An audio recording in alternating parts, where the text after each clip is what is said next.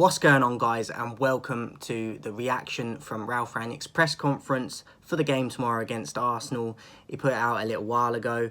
I'll get into that in a minute, and I will also be doing my starting 11 for tomorrow's game as well. Unfortunately, I'm not going to be able to see all the game tomorrow as it's happening, as it's live, because I've got to go and do some work. But yeah, I will be trying to get the full match when I come back anyway and watch what I missed. But excited about it tomorrow, but also I have predicted us to lose, so it's going to be interesting. But I grew up on the Arsenal-Manchester United rivalry. It's my favourite rivalry of all time. It's not what it used to be, obviously, but it is my favourite. And I'm just a bit gutted that I'm not going to be able to watch the whole game tomorrow as it's happening. But I will be back the next day, guys, with as always, with my post-match recap and player ratings and my thoughts on the game. But yeah, starting 11 I will get into in a minute. I've made quite a few changes to my last team I predicted and who I would go with. So getting into the press conference today, it was quite a long one in terms of the questions he was asked. So let's get into it. Lots to cover. He was asked, will the focus shift to player recruitment with Ten Hag coming in, players like contracts, players exiting the club, and things like loans. And Rangnick said, I don't know, you would have to ask the board about that. My focus is the last 4 games of the season, so you'd be better off speaking to the board about things like that. So he kind of didn't really answer that too much in terms of his focus is just on the games.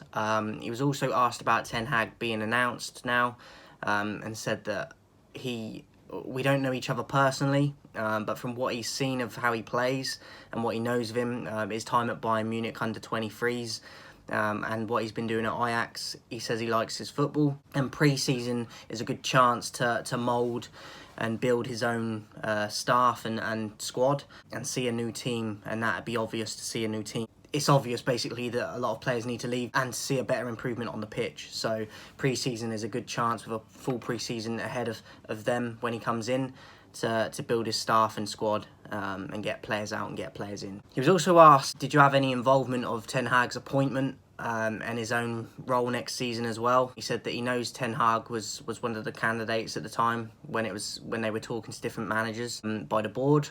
He said, I told them that he would be a good choice in his opinion, and that was basically it. He was asked, how is the team looking for tomorrow? He said that McTominay will be back available. He's been training and he will train today as well. Same for Rafael Varane as well, which is great news. And Cristiano is also back as well, available after what happened with his family stuff. He said that all the others are still out, plus Pogba has had a scan yesterday or the day before, and he's most likely to miss the rest of the season now. After that scan, it's very unlikely that he will play any part for the remainder of the season. One of the journalists asked, do you think that that's Paul Pogba's last game that he's played for Manchester United? They were obviously getting at him wanting to leave, obviously, but Rangnick kind of answered it in a clever way in terms of he didn't really get into it and read it like that. He read it on the scan and the injury side of it in terms of the availability for him to come back to play for United, but he didn't look at it as, oh, he's leaving the club. So I thought that was kind of clever. He said that the doctor had told Rangnick that it will take at least 4 weeks minimum for him to recover, probably more longer than that, and it's very unlikely he will be available for the rest of the season and that he will play again before the end of the season. He was also asked about the Maguire situation with the bomb threat that's happened, and he said that he hasn't spoke to him or seen him since that happened, but he said that this is a bad sign and a crazy world that we're living in right now with things like this going on. He feels bad for him, but everyone at the club, staff and players, teammates, and everyone is behind him. But it's a sad and crazy sign of the times for things like this to be happening. He also asked thoughts on Arteta and style of play. He said that they're very fresh, extremely young team, probably the youngest on average in the league. And they learn early on from their early losses, the one against Brentford. They learn about who to get rid of, and I think he was pointing at Aubameyang when he's saying of players they got rid of, because he was the obvious big one they got rid of. They brought in Odegaard, but getting rid of players that didn't fit the style, but bringing in Odegaard. They're a high attacking team with fast strikers and pretty aggressive in the first third.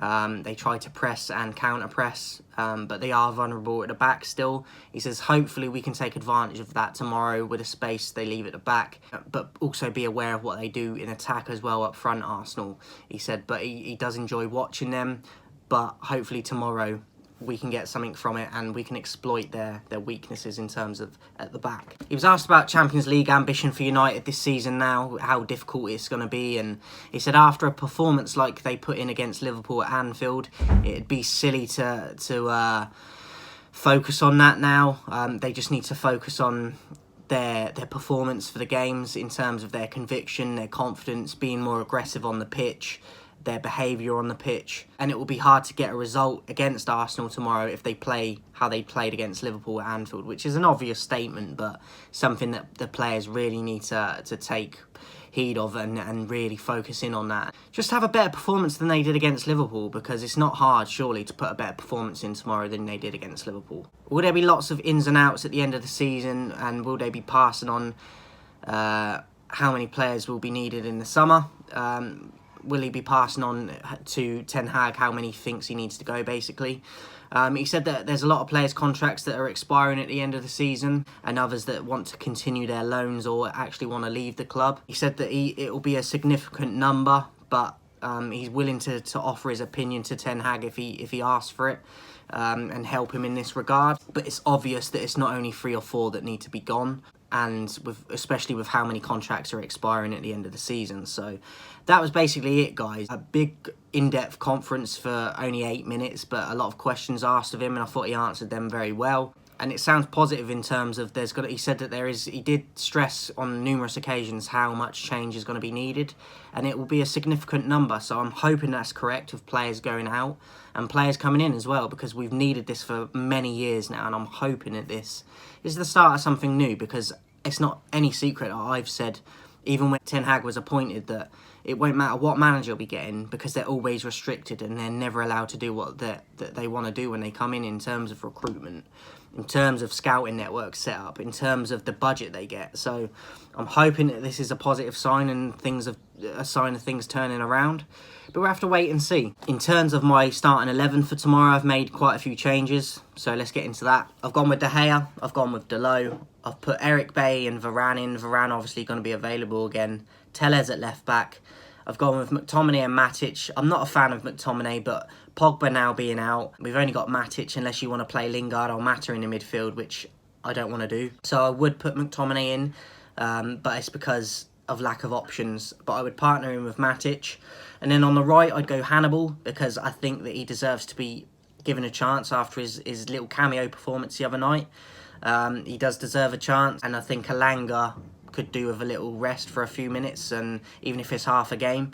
So I'd go with Hannibal on the right. I'd go with Mata at 10, because I think Bruno needs to be dropped. I just don't think he deserves to be playing. So I'd go with Mata at 10, and then I'd have Sancho on the left. I think Sancho was the bright spark from the Anfield game against Liverpool. Wasn't exceptional, but did show glimpses of what he could do. So I'd go with them 3. Him on the left, Mata at 10, Hannibal on the right, and then I'd go with Cristiano up top. We know what Cristiano can do, especially when he's confident and he's getting the service. So even if we lose tomorrow, which I think we will, I think Ronaldo could at least get 1 goal, but he needs the service and the support. So that would be my lineup, guys. Let me know what your lineup would be and what you think of our chances tomorrow. Personally, I think we're going to lose. I hope we can get a goal, but I've actually gone for a loss for us, so we'll have to wait and see. But if we perform anything like we did against Liverpool, it's clear that it's going to be a long afternoon again. But let me know your thoughts, and if you fancy our chances tomorrow, and I'll speak to you guys soon.